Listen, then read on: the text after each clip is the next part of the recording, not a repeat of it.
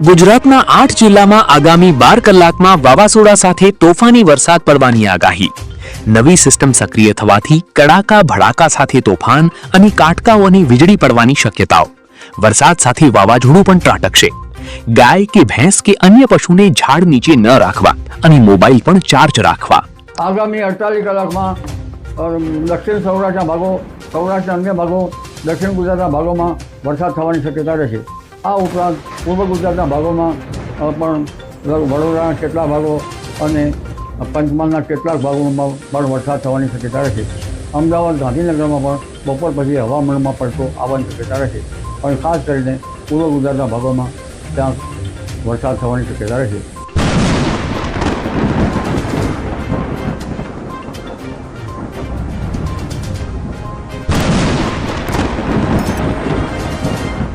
જૂનાગઢ, પંચમહાલ, અમરેલી, ભાવનગર જિલ્લામાં આગામી સમયમાં ભારે વરસાદ પડવાની શક્યતાઓ। ગામડાઓમાં પહેલા થયેલા વરસાદથી ત્રાહીમાં લોકો વરસાદ રોકાઈ જવાની પ્રાર્થના કરી રહ્યા છે, જ્યારે બીજી તરફ એનડીઆરએફની ટીમો પૂર જેવી પરિસ્થિતિમાં પહોંચી વળવા સક્ષમ બેઠી છે। ખેડૂતોની ચોમાસુ સિઝન વાવણી વગર જ રહી જવાની સ્થિતિ દેખાય છે, તો રોડ રસ્તા અને લાઇટથી પણ લોકોને ભારે મુશ્કેલી સર્જાઈ રહી છે।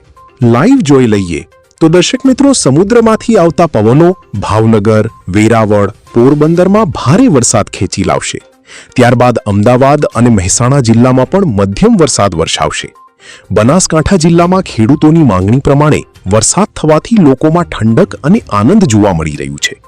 સુરત, અમરેલી, વડોદરામાં ભારે વરસાદ પડવાની શક્યતાઓના લીધે સાવચેતી રાખવાની અપાઈ સૂચના। મિત્રો, તમારા વિસ્તારમાં અત્યાર સુધી કેટલો વરસાદ થયો તે કોમેન્ટમાં જરૂર લખજો। સૌરાષ્ટ્રમાં અતિ ભારે વરસાદના કારણે જનજીવન અસ્તવ્યસ્ત હાલતમાં જોવા મળ્યું। સરદાર સરોવરના ડેમ પણ 65% વધુ ભરાઈ ગયો। બંગાળની ખાડીમાં સર્જાયેલું લો પ્રેશર હવે જ્યાં બિલકુલ વરસાદ નહીં થયો, જ્યાં રાહ જોઈ બેઠા ખેડૂતો, ત્યાં વરસાદ થવાની શક્યતાઓ જોવા મળી રહી છે। વરસાદના પહેલા જ રાઉન્ડમાં ખાંભામાં સૌથી વધુ વરસાદ ખાબક્યો।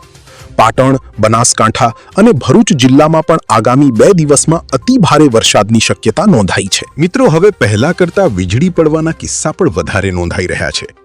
વીજળી પડવાથી માનવી ઉપરાંત નિર્દોષ પશુ પણ મોતને ભેટી રહ્યા છે, તો વરસાદી માહોલમાં કામ વગર બહાર ન નીકળવું જોઈએ। મિત્રો, કેટલાક લોકો ખોટી આગાહી આપી અને ખોટી ભવિષ્યવાણી કરી તમારી સાથે વિશ્વાસઘાત કરી રહ્યા છે અને સમય બગાડી રહ્યા છે।